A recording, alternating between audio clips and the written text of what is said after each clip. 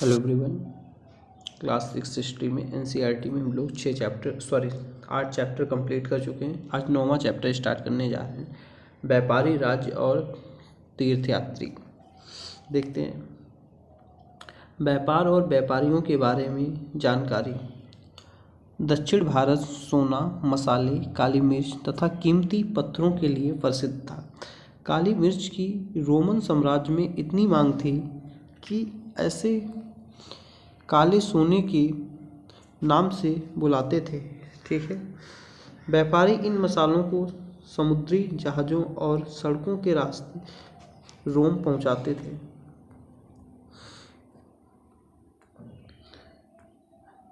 दक्षिण भारत में ऐसे अनेक रोमन सोने के सिक्के मिले हैं।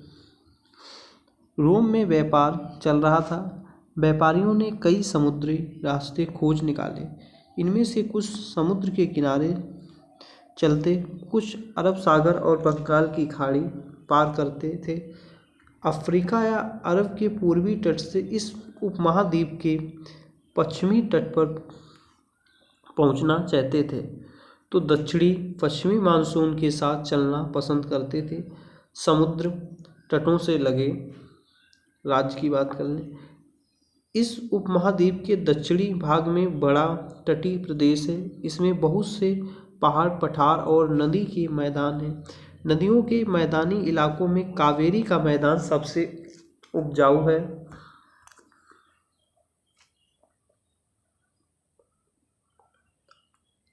तो ये देख लेते हैं।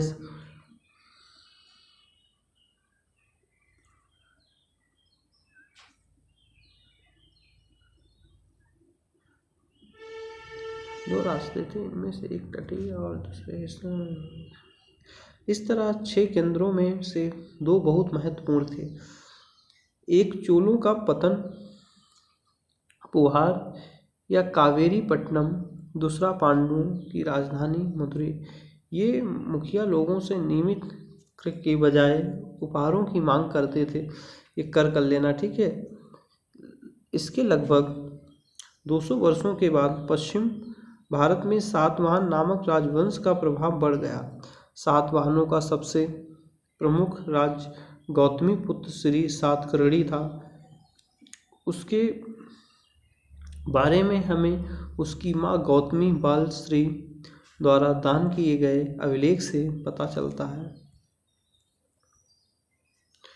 अगर हम बात कर लें रेशम मार्ग की कहानी के बारे में,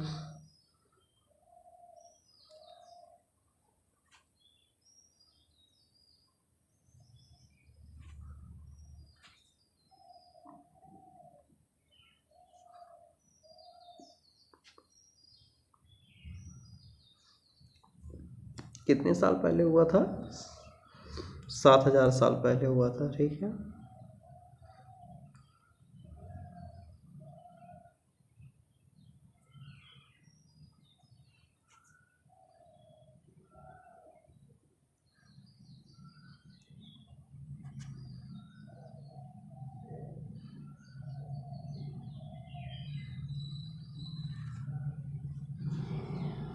सिर्फ दूध पर नियंत्रण रखने वाले शासकों में कुषाण थे।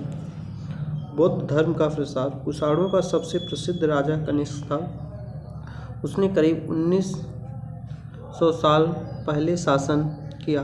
उसने एक बौद्ध परिषद का गठन किया जिसमें एकत्र होकर विद्वान महत्वपूर्ण विषयों पर विमर्श करते थे। बुद्ध की जीवनी, बुद्ध चरित्र के रचनाकार कवि अश्वघोष कनिष्क के दरबार में रहते थे। अश्वघोष तथा अन्य बौद्ध विद्वानों ने अब संस्कृत में लिखना शुरू कर दिया था।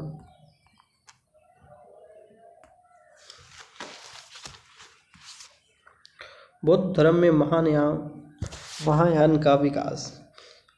पहला, मूर्तियों में बुद्ध की उपस्थिति। निर्माण प्राप्त को पेड़ की मूर्ति द्वारा दर्शाया जाता था। बुद्ध की प्रतिमाएं मथुरा और तक्षशिला में बनाई जाने लगीं। दूसरा परिवर्तन बौद्धिज्म में आस्था को लेकर आया, जो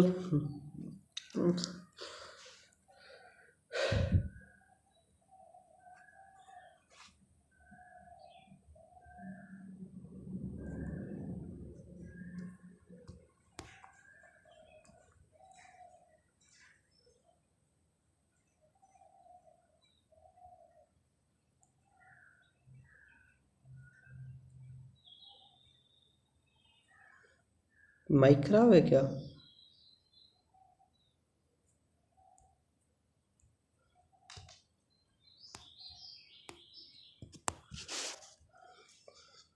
चलिए साइंस का चैप्टर नहीं करेंगे क्योंकि कुछ इशू है।